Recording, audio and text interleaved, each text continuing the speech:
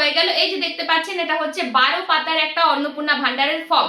আর এই ফর্মটা কিন্তু আপনাদেরকে ডাউনলোড করে নিতে হবে, প্রিন্ট আউট বার করে নিতে হবে। আপনাদের বাড়ির সামনে কোনো সাইবার ক্যাফে গিয়ে প্রথমে আপনারা ডাউনলোড করে নেবেন নিজের মোবাইলে, তারপর কিন্তু আপনারা সাইবার ক্যাফে গিয়ে সেই মোবাইল থেকে আপনারা প্রিন্ট আউট বার করে নিয়ে আপনারা অ্যাপ্লাই করবেন, নিজে হাতে কলমে অ্যাপ্লাই করবেন এবং বিডিও অফিসে জমা দেবেন। তো কিভাবে অ্যাপ্লাই করবেন, কোথায় কি লিখতে হবে, সমস্ত বিষয় আজকে কিন্তু স্টেপ বাই স্টেপ দেখিয়ে দেবো। ফর্মটা কিভাবে ফিল আপ করবেন, তো চলুন স্ক্রিনের দিকে লক্ষ্য রাখা যাক কিভাবে প্রত্যেকটা জিনিস ফিল আপ করতে হবে। দেখুন এখানে কিন্তু ফর্ম 12 পাতার ফর্ম আছে। এই ফর্মটা এমন ভাবে দিয়েছে মানে আপনার ফ্যামিলির প্রত্যেকটা ডিটেলস কিন্তু তারা নিয়ে নিচ্ছে, আপনার বাড়ি কটা, গাড়ি কটা, মানে সমস্ত কিছু। তো চলুন ফর্মটা পড়তে পড়তেই আপনারা বুঝতে পারবেন যে ফর্মটাতে কত কি আপনার ডিটেলস নিয়ে নিচ্ছে। তারা কিন্তু আপনার ফ্যামিলির দিক থেকেও পরবর্তীকালে যদি কোনো সুবিধা পান তাহলে কিন্তু তাদের কাছে ডিটেলস থাকবে সবসময় আপনার ফ্যামিলি। তো চলুন দেখে নিই একবার, স্ক্রিনের দিকে লক্ষ্য রাখা যাক। ভিডিওটা কিন্তু 12 পাতার ফর্ম, ঠিক আছে, তাই একটু বড় হবে, লং হবে। দেখে দেখে আপনারাও আপনাদের ফর্মটা ফিল আপ করতে পারবেন। ভিডিওটা সেভ এবং শেয়ার করে রেখে দিন। আর আরেকটা কথা বলবো, যারা ইউটিউব থেকে দেখছেন তারা অবশ্যই সাবস্ক্রাইব করে নেবেন চ্যানেলটা নতুন নতুন আপডেট পাওয়ার জন্য। আর যারা ফেসবুক থেকে দেখছেন ফলো করে যুক্ত থাকবেন। তো চলুন একবার দেখে নিই যে আমরা কিভাবে ফর্মটা ফিল আপ করবো। তো দেখুন আমরা কিন্তু ফর্মটা বার করব কোথা থেকে, socialsecurity.wb.gov.in, ঠিক আছে, এখান থেকে কিন্তু আমরা ফর্মটা বার করব।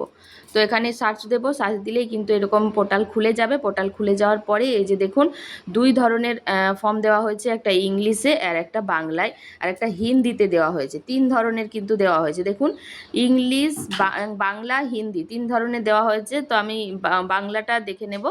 তো বাংলাটা ডাউনলোড হচ্ছে, দেখুন ডাউনলোড ফাইল।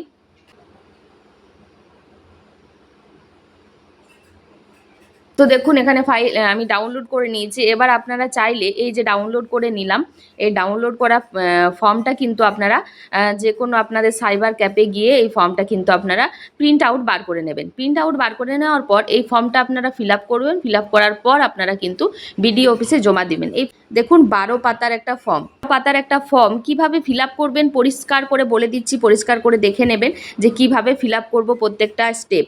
তো দেখুন প্রথমে কি লেখা আছে, প্রথমে দেখুন লেখা আছে পারিবারিক যে প্রধান তার নাম, মানে আপনার বাড়িতে শ্বশুর শাশুড়ি যে বয়স্ক আছেন তার নাম এখানে আপনারা লিখবেন। এই যে সাইডে যেখানে লিখবেন, প্রথমেই বলে দেবো এটা ইংলিশে ফিল আপ করবেন, বাংলাতেও করতে পারেন, ঠিক আছে, বাংলাতেও করতে পারেন, কিন্তু বাংলা থেকে ইংলিশেই ভালো হবে, ঠিক আছে, ইংলিশে মানুষের বুঝতে সুবিধা হবে এবং ডাটাটা কালেক্ট করতে সুবিধা হবে। তো প্রথমেই দেখুন লেখা আছে যে বাড়ির প্রধান যে তার নাম পুরো বানান সহ, বানান ভালো করে তার নাম লিখবেন। তারপরে দেখুন লেখা আছে জন্ম তারিখ, তারপরে আপনি তার জন্ম তারিখটা দিয়ে দেবেন, জন্ম তারিখ কত কি আছে সেটা দিয়ে দেবেন। তারপরে দেখুন লেখা আছে পরিবারের প্রধানের লিঙ্গ, মানে মহিলা না পুরুষ না অন্যান্য কি। তো জন্ম তারিখ আপনারা দিন মাস বছর হিসাবে দেবেন কিন্তু, ঠিক আছে, মানে যে প্রধান তার কিন্তু, ঠিক আছে। এবার পরিবারের প্রধানের আধার নাম্বার, মানে যার নাম আপনি দিয়েছেন এখানে তার আধার নাম্বারটা দিতে হবে, ঠিক আছে।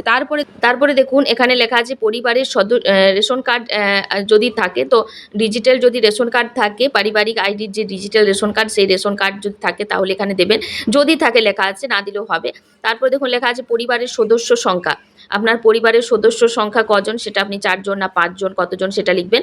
তারপরে দেখুন লেখা আছে ঠিকানা, আপনার প্রপার যে ঠিকানা আধার কার্ড বা ভোটার কার্ড দেখে এই ঠিকানাটা এখানে লিখবেন, ঠিক আছে। তারপরে দেখুন লেখা আছে যোগাযোগের নাম্বার, মানে এখানে দেখুন যোগাযোগের নাম্বার সাইডে কি লেখা আছে যে বিশেষ পরিবারের প্রধানের আধার নাম্বার সংযুক্ত মোবাইল নাম্বার, মানে পরিবারের যে প্রধান সদস্য, মানে আপনার শ্বশুর শাশুড়ি বয়স্ক যে মানুষের আপনি এই যে মানে পুরো ফর্মটা এইখানে এই জায়গাটায় যে পুরো জায়গাটায় দিচ্ছেন তার যে ফোন নাম্বারটা আধার কার্ডের লিঙ্ক আছে সেই ফোন নাম্বারটা কিন্তু এখানে দেবেন, ঠিক আছে। তারপরে দেখুন লেখা আছে নাম, জন্ম তারিখ, লিঙ্গ, পরিবারের প্রধানের সঙ্গে সম্পর্কিত আধার নাম্বার পরিবারের সকল সদস্যের। এবারে পরিবারের সকল সদস্য মানে যে প্রধানের যে ডিটেলসটা এখানে দিলেন তার পরিবারের সদস্য, আপনার পরিবারের সদস্য সংখ্যা কজন, তো প্রত্যেকের কিন্তু ডিটেলস আলাদা আলাদা দিতে হবে। সদস্য নাম্বার 1 তার কিন্তু নাম দিতে হবে, জন্ম তারিখ দিতে হবে, লিঙ্গ দিতে হবে, পরিবারের প্রধানের সঙ্গে সম্পর্ক কি সেটা লিখতে হবে এবং তার আধার কার্ড নাম্বারটা লিখতে হবে, ঠিক আছে। প্রথম একজনের দিলেন, তারপরে 2 নাম্বার দেবেন, ঠিক আছে। তারপরে নিচে দেখুন এরকম করে করে কিন্তু 5 জনের আপনি সদস্যের দিতে পারেন, ঠিক আছে, 5 জনের সদস্যের দিতে পারেন, ঠিক আছে। তারপর দেখুন লেখা আছে পরিবারের প্রধান এবং পরিবারের সঙ্গে সকল প্রাপ্তবয়স্ক সদস্যের ব্যাংক অ্যাকাউন্ট নাম্বার। তো এই যে আপনারা এখানে 1 নাম্বার 2 নাম্বার করে দিয়েছেন, 1 নাম্বার 2 নাম্বার করে দিয়েছেন, তাদের যে ব্যাংক অ্যাকাউন্ট নাম্বার, সেই ব্যাংক অ্যাকাউন্ট নাম্বারটা আপনারা ওইখানে যে 1 নাম্বারে নাম লিখবেন তারই এখানে ব্যাংক অ্যাকাউন্ট দেবেন। 1 নাম্বারে 2 নাম্বারে যার আছে, যার নাম লিখবেন তার ব্যাংক অ্যাকাউন্টের আইএফএসসি কোড, অ্যাকাউন্ট নাম্বার কি, মানে কোন ব্যাংকে আপনার বই আছে, ঠিক আছে। তবে এখানে লিখে দিয়েছি কিন্তু ডিবিটি লিঙ্ক করা ব্যাংক অ্যাকাউন্ট নাম্বার দিতে বলেছে, ঠিক আছে, প্রত্যেকের যাতে ডিবিটি লিঙ্ক করা থাকে। তো এখানে 5 জনের যেহেতু আপনি ডিটেলস দিচ্ছেন, তাহলে 5 জনের এখানে আপনি ব্যাংক অ্যাকাউন্টের ডিটেলস দেবেন।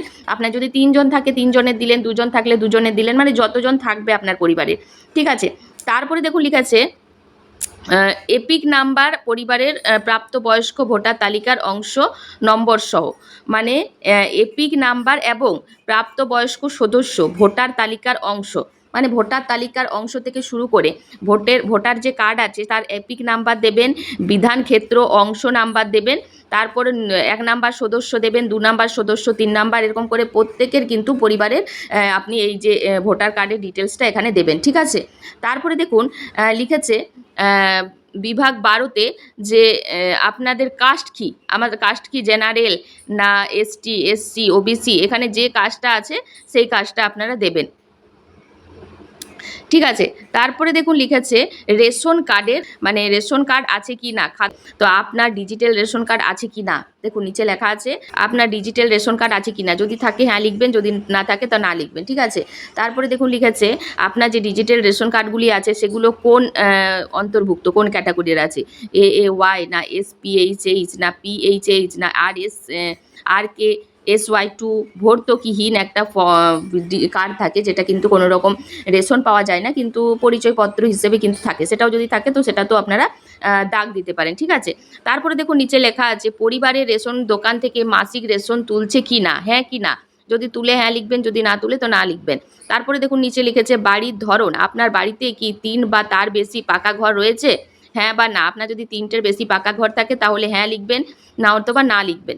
তারপর তারপরে দেখুন লিখেছে পারিবারিক জমির মালিকানা, পারিবারিক যে জমি আছে তার মালিকানা আছে আপনার, মানে পারিবারিক কি জমি আছে তার হ্যাঁ লিখবেন, না হলে না লিখবেন, ঠিক আছে।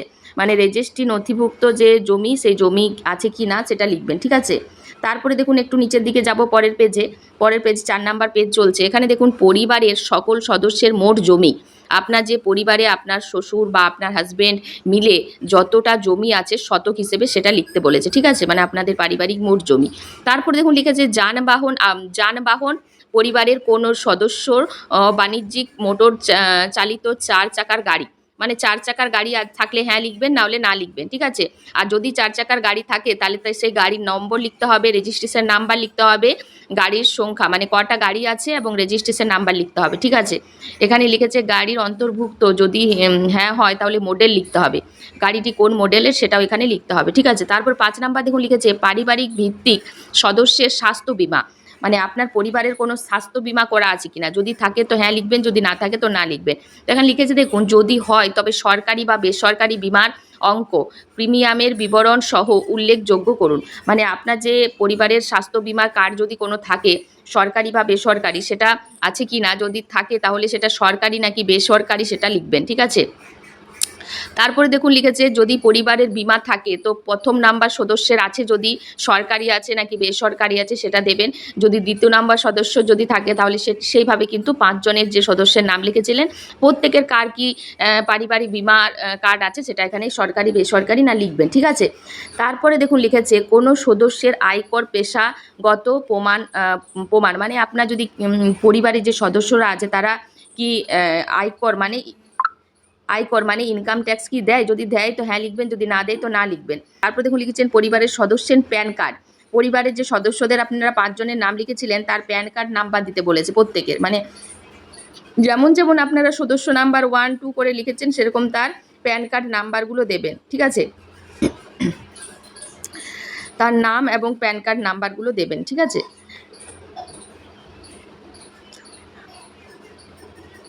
দেখুন লিখেছে যদি হ্যাঁ হয় তো হ্যাঁতে উত্তর দিয়ে তার প্যান কার্ড নাম্বার এবং তার নামটা এখানে লিখবেন, ঠিক আছে, সদস্যর নাম এবং প্যান কার্ড নাম্বার।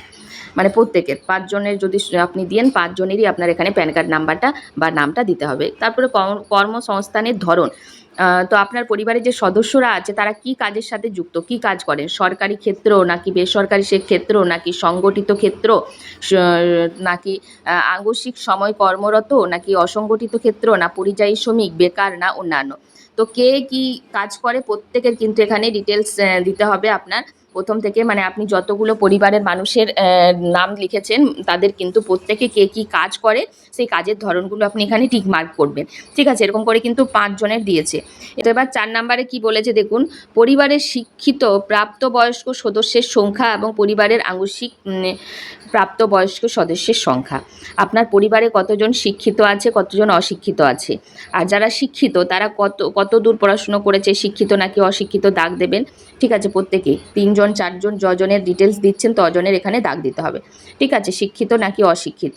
যদি পড়াশোনা করে থাকে দেখুন এখানে লিখেছে কোনো সদস্য কি কোনো সাংবিধানিক বা পদমন্ত্রী বা সংসদ, বিধায়ক, পৌর স্থানীয় সংস্থা বা পঞ্চায়েতের, মানে আপনার পঞ্চায়েত, বিডিও অফিস কোনো জায়গায় কোনো যদি পদে থাকে আপনার পরিবারের মানুষ, তাহলে এখানে হ্যাঁ লিখবেন, না হলে না লিখবেন। কোন সদস্য কি সরকারি পেনশনভোগী, আপনার সদস্য কি কেউ পেনশন পায়, যদি পায় হ্যাঁ লিখবেন, না পারলে না লিখবেন। ঠিক আছে, তারপর লিখেছে যে এই যে এখানে দেখুন আমি একটা বলতে ভুলে গেলাম, শিক্ষিত নাকি অশিক্ষিত। যদি শিক্ষিত হয় তাহলে সে যোগ্যতা কত, এইচএস পাস না মাধ্যমিক পাস, যদি হয় সেগুলো লিখবেন। ঠিক আছে, শিক্ষাগত যোগ্যতার পাশে। ঠিক আছে, এটা আপনাকে লিখতে হবে। তারপরে দেখুন এখানে আমি তো বললাম 5 নাম্বারটা, যদি কোনো রকম পদে থাকে পঞ্চায়েত সদস্য, সাংসদ, বিধায়ক, তাহলে কিন্তু এটা হ্যাঁ লিখবেন বা না লিখবেন। ঠিক আছে, তারপরে দেখুন নিচে চলে আসছি 6 নাম্বারে, কোনো সদস্য কি সরকারি পেনশন পায়। আপনাদের যদি কেউ পেনশন পায়, মা বাবা শ্বশুর শাশুড়ি, তাহলে হ্যাঁ লিখবেন, না হলে না লিখবেন। যিনি সরকারি পেনশনভোগী তার সদস্য নাম্বার, যে সরকারি পেনশন পায় তার বাড়ির সদস্য কজন সেটা লিখবেন। ঠিক আছে, তারপরে দেখুন কোনো সদস্য কি জিএসটির অধীনে নিবন্ধিত আছেন, যদি জিএসটির অধীনে থাকেন হ্যাঁ লিখবেন, না হলে না লিখবেন। পরিবারের মোট বার্ষিক আয়, আপনার যে পরিবারের 5 জন বা 3-4 জনের সদস্যের ডিটেলস দিয়েছেন, টোটাল আয় কত হয়, আপনার পরিবারে কত আয় আসে সেটা আপনাকে এখানে অঙ্কে লিখতে বলেছে। ঠিক আছে, 15,000, 20,000, 25,000, 50,000, যার যেমন আয় সেটা লিখবেন। তারপরে দেখুন লিখেছে সিএএ আবেদনের বর্তমান অবস্থা। হ্যাঁ, আপনার যদি সিএতে আবেদন করেছেন তাহলে এখানে লিখতে হবে। সিএতে আবেদন যারা করবে, আশা করছি ফর্ম ফিল আপ করবে, মানে যারা প্রসেসে আছে, যদি সিএতে নাম প্রসেসে আছে তাহলে আপনি এখানে লিখবেন আবেদন হয়েছে না হয়নি। যদি হয়েছে তো এখানে টিকমার্ক করবেন, যদি লেখা আছে ইস্যু করা হয়েছে বা মানে প্রসেসিংয়ে আছে সেটা এখানে লিখবেন। যদি আপনার কোনো নেই তাহলে এখানে লিখবেন প্রযোজ্য নয়। প্রত্যেক সদস্যের এখানে লিখতে হবে, কেউ যদি আপনার সিএতে নাম থাকে। ঠিক আছে, তারপরে দেখুন লিখেছে এখানে অন্যান্য কিষাণ ক্রেডিট পায় কিনা, বুঝতে পেরেছেন?